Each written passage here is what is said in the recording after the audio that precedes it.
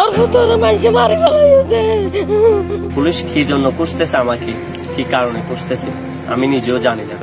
2 দিন আগে হঠাৎ গায়েব হয়ে যান তিনি, এরপর কোথাও খোঁজ মেলেনি। পরে বৃহস্পতিবার সকালে ফেসবুকে ছবি দেখে পরিবারের সদস্যরা নিশ্চিত হয় দড়ির সাথে তার মরদেহ ঝুলছে ঝাউগাছে। বলছি বৃহস্পতিবার সকালে কক্সবাজার শহরের শৈবাল পয়েন্ট এলাকায় ঝাউগাছের সাথে ঝুলন্ত অবস্থায় উদ্ধার হওয়া সাংবাদিক মোহাম্মদ আমিনের কথা। তিনি আমার প্রাণের বাংলাদেশ নামে একটি দৈনিকের উখিয়া উপজেলা প্রতিনিধি হিসেবে কর্মরত ছিলেন।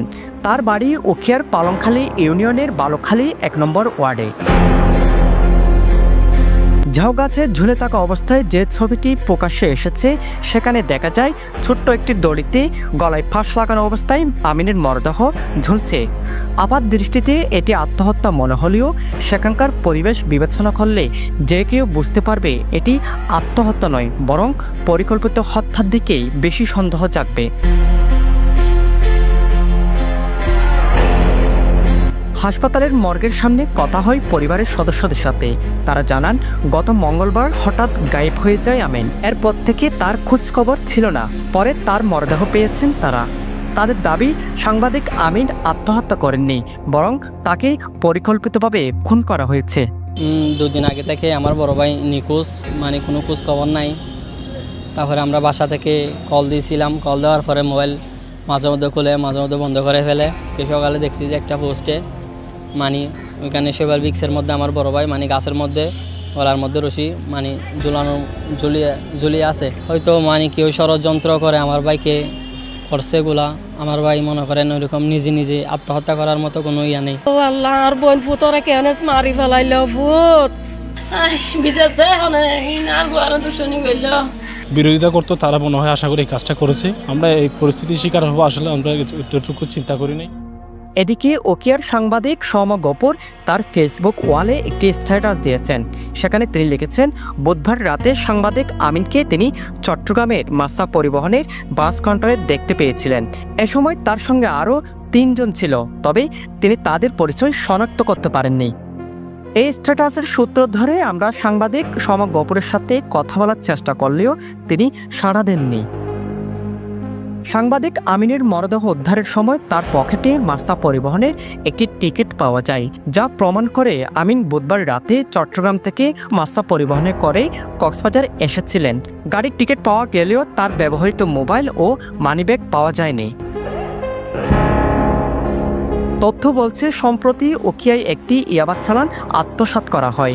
আজিজুল হক, ফরিদ ও রানা নামে 3 ব্যক্তি ইয়াবা চালান আত্মসাতের সাথে জড়িত। এর মধ্যে একজন রোহিঙ্গাও রয়েছেন। তাদের সাথে আমিনের সম্পৃক্ততার তথ্যও পাওয়া গেছে। ইয়াবা আত্মসাতের ঘটনার পরপরই গায়েব হয়ে গিয়েছিল আমিন। এই ঘটনাকে কেন্দ্র করে আমিনকে হত্যা করা হয়েছে বলে দাবি করেন নাম প্রকাশে অনিচ্ছুক এক ব্যক্তি। আজিজুল হক, রানা, ফরিদ বর্মা তো মালওয়ানাই ফাস্কার বর্মাইয়া বলে আমি দিয়ে দেয় ফরিদরে ধন্যবাদ দেবার গ্রাম ধন্যবাদ দিয়ে কেম্পলা জীবন মানি ইতে ইনকাপ ফরিদরে ফরিদরে যাইয়ে নে আমিনুল্লাহ রানাইয়ে মাইজে যে তারা মাল খাই বেলা ইয়ে তার বন্ধু নাকি তারা মাইজে নাকি বর্মাইয়া হইতে মারা ইয়ে প্রকৃত ঘটনা নেই। এই 3 জন মানুষ দিলেও পাওয়া যাবে। এদিকে আমিনের মরদেহ উদ্ধারের পর থেকেই ফেসবুকে একটি ভিডিও ভাইরাল হচ্ছে, যেটি আমিন কিছুদিন আগে নিজের ফেসবুকে আপলোড করেছিলেন। সেখানে তিনি দাবি করেন উখিয়া থানার পুলিশ তাকে নানাভাবে হয়রানি করছে। সে যদি কখনো আত্মহত্যা করে তাহলে এর জন্য পুলিশ দায়ী থাকবে বলে জানান ভিডিওতে। কয়েকদিন যাবত আমি বাসায় থাকতে পারতেছি না। কেন? আমার অপরাধটা কি? আপনাদের রাজনীতিকের কারণে গিয়ে যদি সাধারণ জনগণ যদি হয়রানি হয়, তাহলে সাধারণ জনগণের যদি কোনো নিরাপত্তা না থাকে তাহলে আমরা ছাড়া কোনো অপরাধ নেই। যদি আমি বা কোনো কিছুর সাথে সম্পৃক্ত হয়, আমার শুধু এই দায়ভার থাকবে উখিয়া থানার পুলিশের কারণে করব। এই ভিডিওকে কাজে লাগিয়ে আমিনকে হত্যার পর গাছের সাথে ঝুলিয়ে দিয়ে আত্মহত্যা প্রমাণের চেষ্টা করছে খুনিরা, এমনটা অভিযোগ পরিবারের। ভিডিও বার্তা বলতে মানে কিছুদিন আগে একটা আমাদের এলাকায় ছোটো ছোটো পোলাপাইন মিছিল করছিল। ওইখানে মানে আমার মেজো ভাইকে ইয়া করছিল, জিএলএ মানে কেস দিয়ে ওনাকে নিয়ে মানে রাজনীতি করে বলে ওনাকে নিয়ে গেছিলো, উনি 3 মাসে জেল কাটছে। জেল কাটার পরে এখন আসছে যে 1 সপ্তাহ হয়েছে। তো মানে আমার বড় ভাইয়ের নামও নাকি কেস দেওয়ার জন্য মানে অনেকে হুমকি দিয়েছে, ইয়া করছে।